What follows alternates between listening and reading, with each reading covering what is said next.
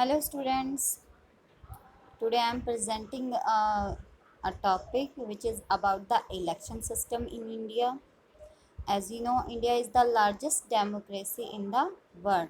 आप सबको पता है ना, सबसे बड़ी जो डेमोक्रेटिक कंट्री अगर वर्ल्ड के अंदर कोई है तो वो हमारा इंडिया ही है।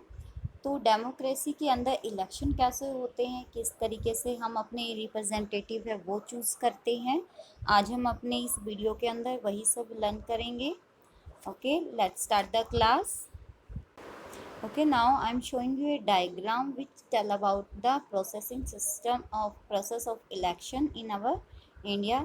The first step is filling of nomination. जैसे ही किसी रिप्रेजेंटेटिव को इलेक्शन में खड़ा होना होता है तो उसे सबसे पहले अपना नॉमिनेशन जो है वो फिल करना पड़ता है। इट मीन्स जैसे आप स्कूल में एडमिशन लेते हो और एडमिशन लेने से पहले आप रजिस्ट्रेशन फॉर्म फिल करते हो, सेम इसी तरीके से किसी भी रिप्रेजेंटेटिव को, किसी भी पार्टी के लीडर को नॉमिनेशन फिलिंग करनी होती है। After filling nomination election commission हमारा क्या करता है, उनकी फाइल्स को चेक करता है। अगर उन्हें वो कोई डाउटफुल नहीं लगता है, किसी भी टाइप से कोई भी इनकरेक्ट नहीं लगता है कोई भी डाटा, तो वो उनको एज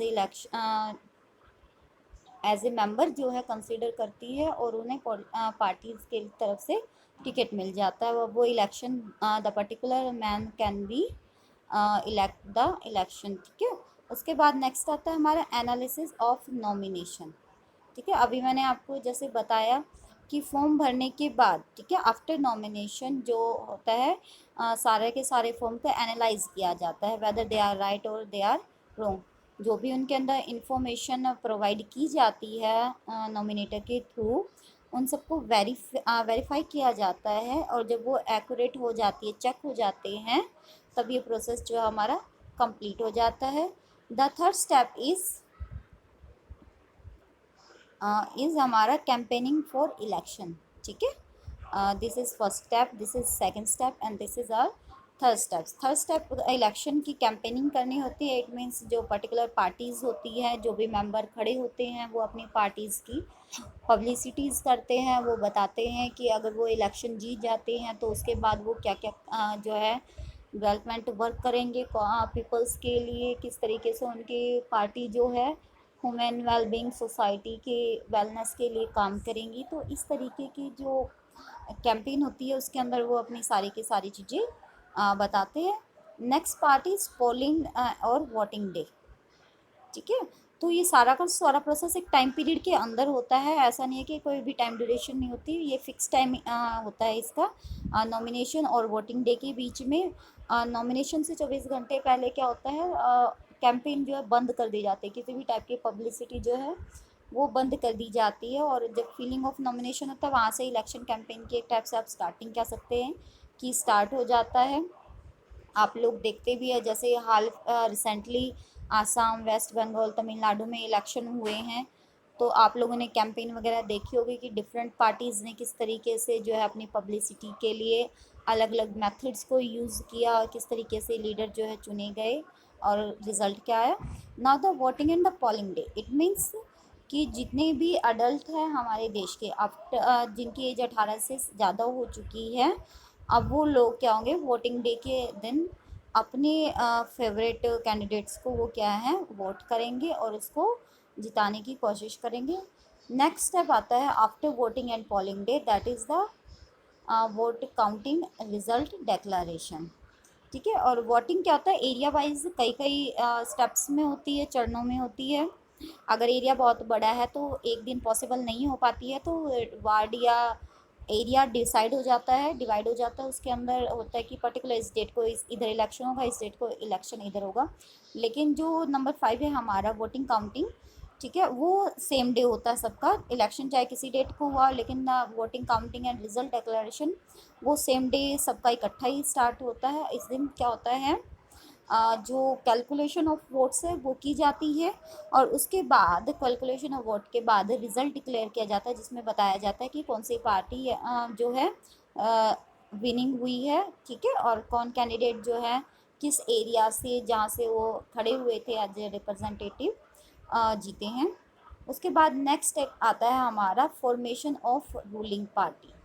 ठीक है, जब जो पार्टी जीत जाती है, ठीक है, जिनकी पार्टी मेजोरिटी में जीत जाती है, वो क्या हो जाती है फिर रूलिंग पार्टी होती है। वो फिर जो लास्ट में गवर्नमेंट बनाने का काम करती है, जो हमारा नेक्स्ट स्टेप हो जाता है। यहाँ पे सिर्फ हम क्या बात करेंगे, इलेक्शन की बात करेंगे, सिर्फ इलेक्शन कमीशन। और इसको कौन करवाता है, हमारे देश का इलेक्शन कमीशन जो है इलेक्शन से रिलेटेड सारे के सारे प्रोसेस को डिसाइड करता है, डिस्क्राइब करता है, और सारी की सारी जो पावर होती है कि इलेक्शन किस डेट को होना चाहिए, कितना टाइम पीरियड होना चाहिए, ठीक है, तो उससे रिलेटेड जितनी भी मैनेजमेंट होती है, जो भी वर्क होता है, वो सारा का सारा हमारे देश के इलेक्शन कमीशन द्वारा जो है प्लान किया जाता है। ओके, उसके बाद कुछ सिचुएशंस आती है जिसमें गवर्निंग पार्टीज़ जो जीत जाती है, लेकिन फिर भी इलेक्शन दोबारा से री इलेक्शन की सिचुएशन क्रिएट हो जाती है। उसको अभी हम डिस्कस कर लेते हैं। Now I am showing a picture. Okay, in this part we discuss what happened when election take place.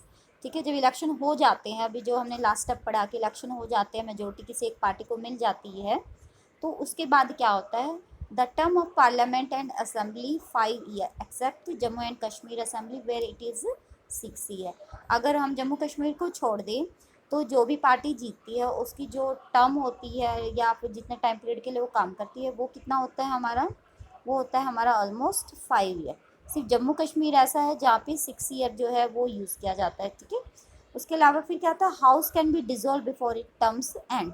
हमारे यहाँ पे पार्लियामेंट के अंदर एक टर्म यूज़ होती है, नॉन कॉन्फिडेंस। ठीक है, अगर किसी रीज़न से जो अपोजिशन पार्टी है, लोगों को ये लगता है कि जो रूलर पार्टी है वो अच्छे से अपना वर्क नहीं कर पा रही है, तो उसको बीच में हटाया भी जा सकता है। उसके लिए एक मूवमेंट पास होती है, वो होती है हमारा नो कॉन्फिडेंस मोशन।